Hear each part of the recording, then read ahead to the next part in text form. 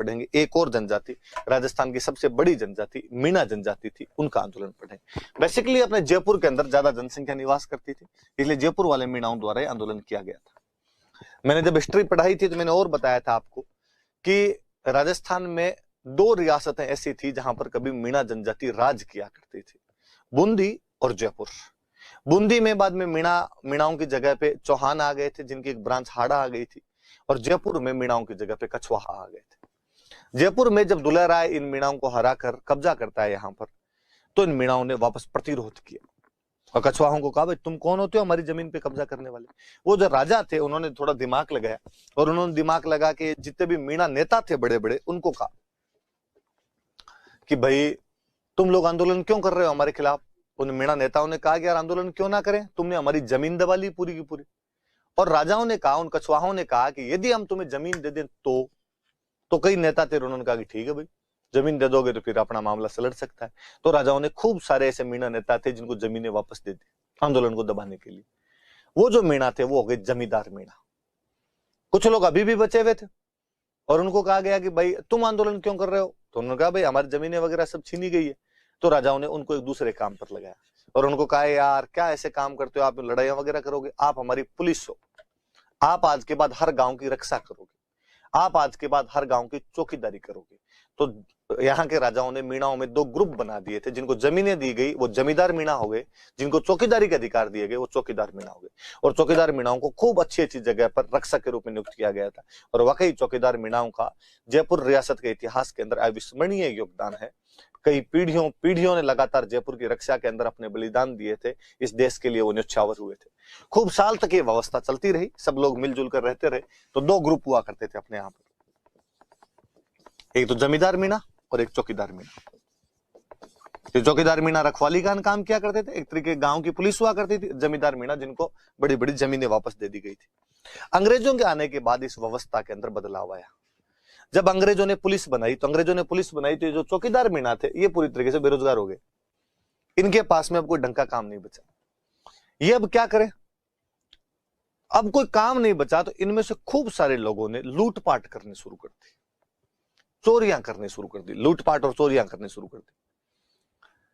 1924 के आसपास में अंग्रेजी सरकार एक कानून लेके, क्रिमिनल ट्राइब एक्ट, आपराधिक जनजाति अधिनियम, और कहा गया भारत में वे कौन कौन सी जनजातियां हैं जो चोरी के काम करती है, जो लूटपाट के काम करती है, जो अपराध के काम करती है। पता चला कि साहब ये जातियां हैं, तो इसमें अपने मीणा जाति को भी शामिल किया गया, इनको इंक्लूड किया गया। भाई ये राजस्थान में एक मीणा जाति है और मीणा जनजाति है, ट्राइब है, और ये भी ऐसे ही काम करती है, लूटपाट के कामों में है। और बड़े फेमस हुए। अपने तो इधर नीम का थाना के आसपास में नया बास एंड सिक्कर के आसपास कई गांव पड़ते हैं जिनके तो बड़े शानदार से डाकू हुए, और यूं दूर दूर तक आज भी उनकी तो कहानियां सुनाई जाती है कि किस प्रकार के वो लुटेरे थे या डाकू थे, किस प्रकार से डाके मारा करते थे। तो कहा गया कि भाई एक जाति है, इनको कम से कम किया जाना चाहिए। जयपुर रियासत ने 1930 में एक नया कानून और पारित किया, जरायम प्रोफेशन एक्ट। जरायम का मतलब ही लूटपाट होता है। वो जो आपराधिक जनजाति अधिनियम था जिसमें मीणा जाति को शामिल किया गया था, उसी को विस्तार दिया, उसी को एक्सपेंड किया इन लोगों ने, और 1930 में जरायम प्रोफेशन एक्ट लेके।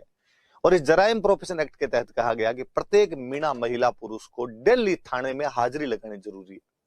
थाने में हाजिरी लगानी पड़ेगी ताकि पता रहे कि गांव में कौन है और गांव में कौन नहीं है। कि जो गांव से बाहर जाएगा इसका मतलब वो कहीं ना कहीं बाहर कोई लूटपाट के काम में बिजी है।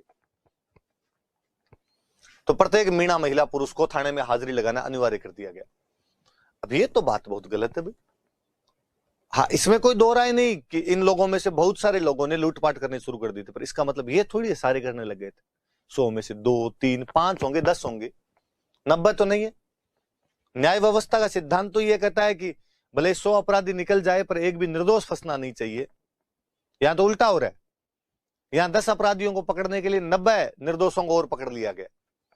तो लोगों ने इसका विरोध करना शुरू किया। फिर वो गांव में जो चौकीदार मीणा हुआ करते थे, उन चौकीदार मीणाओं को कहा गया कि तुम्हारी ड्यूटी है, गांव के अंदर यदि कहीं पे चोरी हो गई, हमें नहीं पता वो चोर पकड़ा जाएगा कि नहीं पकड़ा, पहले तो पकड़ना तुम्हारा काम है, यदि नहीं पकड़ पाए तो तुम भरोगे वो जितने चोरी हुई। तो उन चौकीदार मीणाओं को लगा ये फ्री पॉकेट में ठीक है, पुलिस का काम हम करते तो काम तो हमसे वैसे ही ले लिया गया, हम तो हमारी जमीन पे वैसे ही काम करते हैं, बस ये पद टाइटल बचा हुआ है कि हम चौकीदार है इस गांव के, और इसके बदले में हमसे ये संपत्तियां और भरवाई जाएगी। ये तो भाई साहब आज किया जाए, निकल किया जाए। तो दोनों चीज, ये तो चौकीदार मीणाओं पर ही लगा दिया गया कि गांव में चोरी हुई तो तुम्हें भरना पड़ेगा, और प्रत्येक मीणा महिला पुरुष को कहा गया कि थाने में आगे हाजिरी लगाओ।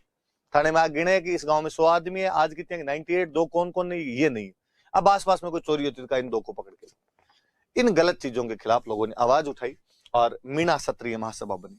मैं कहूंगा कि आप फिर याद रखें कि मैंने पिछले एक वीडियो में भी बताया था कि एक किसी एग्जाम में क्वेश्चन था कि जाट क्षेत्रीय महासभा कब बनी थी, क्वेश्चन पूछा था 1931। ये भी याद रखें, ये भी पूछा जा सकता है, ये 1933 के अंदर बनी है मीणा क्षेत्रीय महासभा, और इसने सुधार करने के प्रयास किए, इसने विरोध करना शुरू किया, जराइम पेशा कानून का विरोध करना शुरू किया।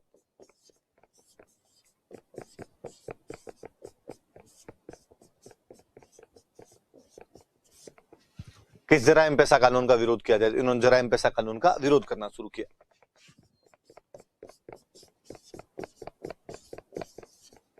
इसका विरोध किया, थोड़ी और जागृति आई तो 1944 में सिक्कर में एक जगह पड़ती है नीम का थाना, वहां आसपास खूब सारे मीणा जनजाति के गांव थे, वहां पर एक बड़ा सम्मेलन किया गया। नीम का थाना सम्मेलन ही हम कहते हैं, नीम का थाना जगह का नाम है। एक जैन मुनि थे मगन सागर जी महाराज, उन्होंने ये सम्मेलन बुलाया था। लोग उनकी खूब सारी बातें मानते थे, मीणा जनजाति के लोग भी उनको खूब मानते थे। वो जो मुनि मगन सागर जी महाराज थे, उन्होंने सबको इकट्ठा किया और उन्होंने इकट्ठा करके मीणाओं को समझाया कि यार ऐसा माना जाता है कि भगवान विष्णु के पहले अवतार मत्स्य अवतार है और मीणा जनजाति की उत्पत्ति मत्स्य अवतार से हुई है। तो कहां तो एक तुम वो जिनकी उत्पत्ति स्वयं भगवान से मानी जाती है, उस भगवान के भी प्रथम अवतार मत्स्य से मानी जाती है कि मत्स्य से मीन और मीन से मीणा शब्द बना हुआ है। फिर कहां तुम्हारे पूर्वज जो कभी इस जयपुर की धरती पर राज किया करते थे, फिर कहां वो तुम्हारे चौकीदार मीणा, तुम्हारे पूर्वज जिन्होंने इस जयपुर के लिए अपने तन मन धन से सेवा की थी और उस खजाने की रक्षाओं के लिए, गांव की रक्षा के लिए अपने सर तक कटा लिए थे, वो बहादुर लोग, वो उन पूर्वजों की संतान, तुम यार ऐसे काम कैसे कर सकते हो? सरकारें कानून बनाए नहीं बनाए, ये काम तुम्हें खुद भी छोड़ने चाहिए। और मीणा जनजाति को उनका जो ग्लोरियस हिस्ट्री थी, उनका जो गौरवशाली इतिहास था, उससे अवगत करवाने वाले कोई व्यक्ति थे, मुनि मगन सागर जी महाराज थे। ये सम्मेलन उन्होंने कहां बुलाया? नीम का थाना के अंदर ये सम्मेलन बुलाया। और इन्होंने एक बुक लिखी थी जिस बुक का नाम था मीन पुराण। मीन पुराण नाम की बुक लिखी। तो सम्मेलन में फिर लोगों में जोश आ गया, हाँ हाँ यार महाराज से ही बात कर रहे हैं, महाराज से ही बात कर रहे हैं। और हाथों हाथ एक मीणा सुधार समिति बनाएगी, मीणा रिफॉर्म कमेटी बनाएगी 1944 में, उस सम्मेलन के अंदर बनाएगी। इसके अध्यक्ष थे बंशीधर शर्मा और इसके एक मंत्री थे राजेंद्र कुमार अजय। इन लोगों ने विरोध करना शुरू किया कि नहीं साहब ये गलत है, ये किया जाना चाहिए। मीणाओं में और जागृति है। फाइनली 28 अक्टूबर 1946 को जयपुर के अंदर एक गांव पड़ता है बागावास, यहां पे मीणा जनजाति का एक बहुत बड़ा सम्मेलन हुआ। लगभग 26,000 मीणा इकट्ठे हुए थे, चौकीदार मीणा इकट्ठे हुए और इन्होंने इसके अंदर घोषणा की कि हम सब अपने पदों से इस्तीफे देते हैं। आज से चौकीदार मीणा नाम की कोई पोस्ट है ही नहीं। तुम इसलिए तो हमें पकड़ते हो कि ये पोस्ट है, तुम कहते हो कि भाई गांव में कोई चोरी होगी तो हमको पकड़ के ले जाओगे, ये लो तुम्हारी पोस्टें रखो। 26,000 चौकीदार मीणाओं ने अपने पदों से इस्तीफे दे दिए थे और इस दिन को मुक्ति दिवस, लिबरेशन डे के रूप में मनाया था। पापा कटा, मुक्ति मिली कम से कम, इसको मुक्ति दिवस के रूप में मनाया। धीरे धीरे लोगों के अंदर जागृति आती चली गई, लोगों ने कामकाज वगैरह बंद कर दिए। पर फिर भी ये जो कानून था ये फाइनली 1952 में जाके रद्द किया गया था। जो जराइम पेशा कानून था ये 1952 में बंद था, समाप्त हुआ था। यहां पे जाके जराइम पेशा कानून समाप्त होता है। हालांकि जो जराइम पेशा कानून था उसमें धीरे धीरे कमी लाने लग गए थे। जैसे 1933 में जब आपके ये बना था, मीणा क्षत्रिय महासभा बनी थी और इन्होंने जब आंदोलन किया तो बाद में यूं करने लग गए। पहले तो ये था कि प्रत्येक मीणा महिला पुरुष को थाने में हाजिरी लगवानी पड़ेगी, बाद में थोड़ी थोड़ी छूट दी। भाई पिछले 5 साल में जिसने कोई भी अपराध नहीं किया वो थाने में हाजिरी मत लगाओ। फिर पिछले 3 साल में, 2 साल में, 1 साल में, 6 महीने में, 3 महीने में, 2 महीने में, 1 महीने में, 10 दिन में, लास्ट में आते आते तो फिर ये था कि थोड़े हिस्ट्री सीटर टाइप के थे, कोई HSC थे जिनको कहा गया भाई तुमको तो आना ही पड़ेगा, बाकी सबको धीरे धीरे धीरे धीरे धीरे धीरे कमी लाते चले गए थे। 1952 में पूरी तरीके से समाप्त करवा दिया था और 52 में समाप्त करवाने में मुख्य भूमिका निभाई थी हीरालाल शास्त्री और टीकाराम पालीवाल। जयपुर के दो बड़े नेता हुआ करते थे। इन्होंने बाद में भारत सरकार को कहा भाई ये तो खत्म करो यार कानून ही पूरी तरीके से, तो इन दोनों के प्रयासों से कानून समाप्त कर दिया गया था।